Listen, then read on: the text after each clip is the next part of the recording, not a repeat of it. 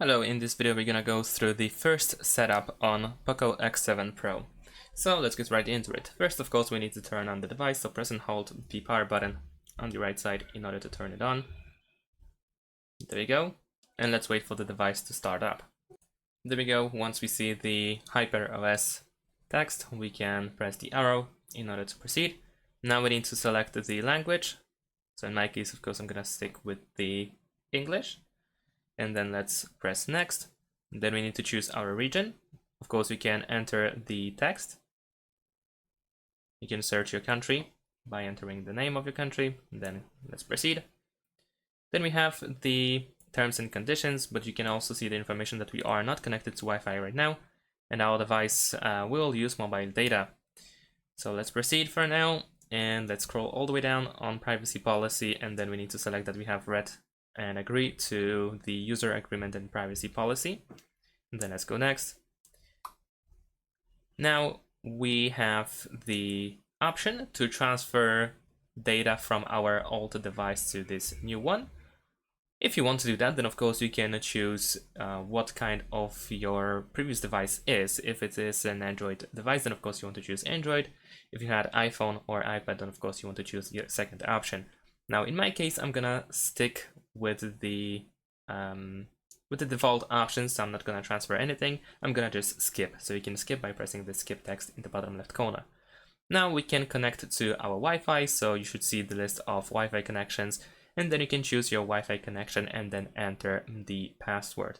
So choose your Wi-Fi, enter the password, and then press connect. Once you are connected, you want to press next.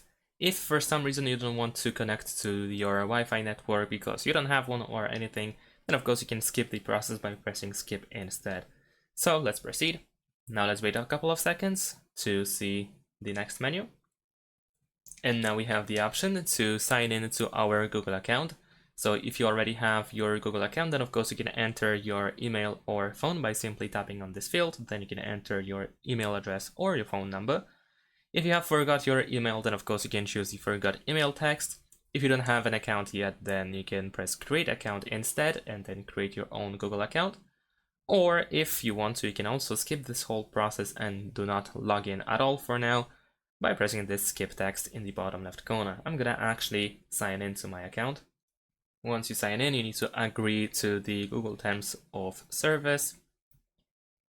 Here we go. Once again, wait a couple of seconds before you see next options. There we go. Now we can once again transfer apps and data from our previous device. I'm not gonna do that once again, so you can skip the process once again by pressing don't copy. Then we have the option to set the screen lock, so you can just enable the screen lock without the password. Without the fingerprint and face unlock actually. You can set up the fingerprint immediately over here or use the face unlock feature over here. You can set it up and register your face.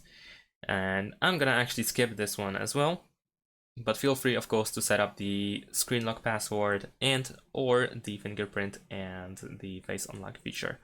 Over here tap got it. Here we can enable and disable the location immediately, as well as the scanning, usage and diagnostic data, and so on.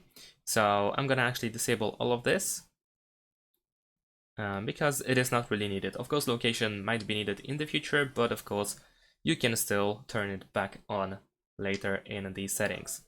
Then we have the option to back up our device to the Google storage.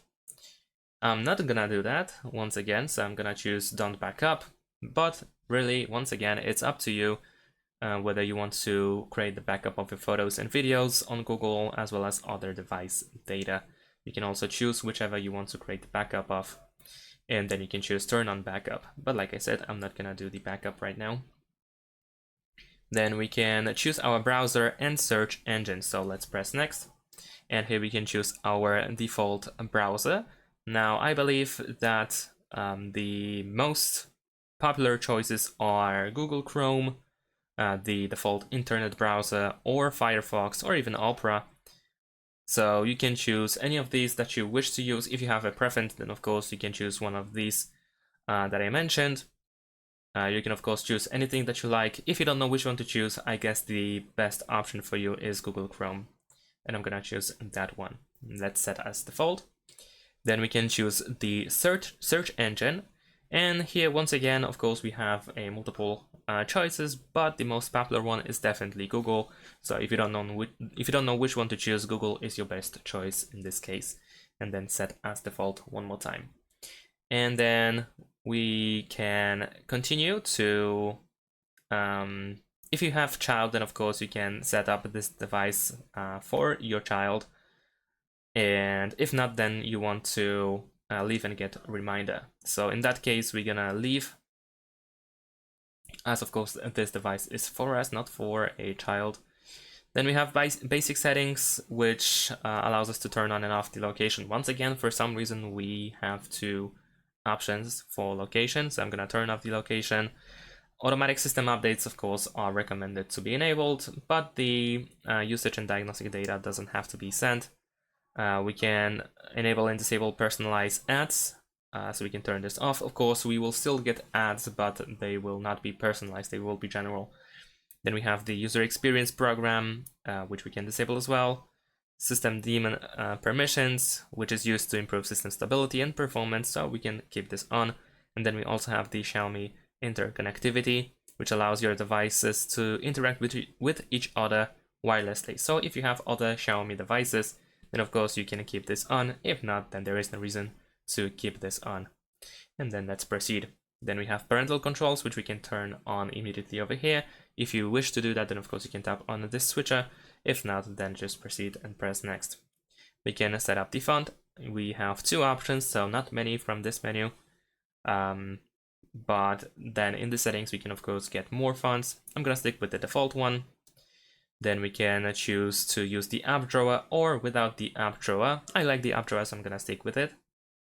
And let's go next.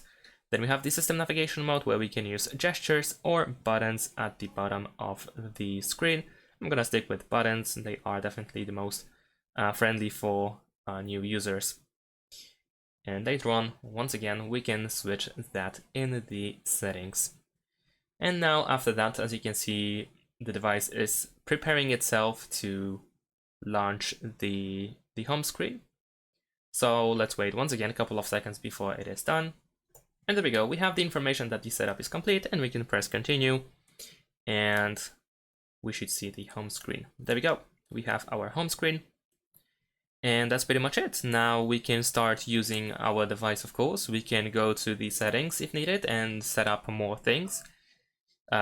We can personalize our device from this point onwards, and that's about it. If you are looking for things that you should do at first on your freshly configured POCO X7 Pro, then be sure to check out my channel, as I have that kind of video as well, which might be helpful for you to decide what should be done before you actually start using on the daily basis. And that's it. Thanks for watching, leave a like and subscribe to my channel, and see you in my next videos. Bye!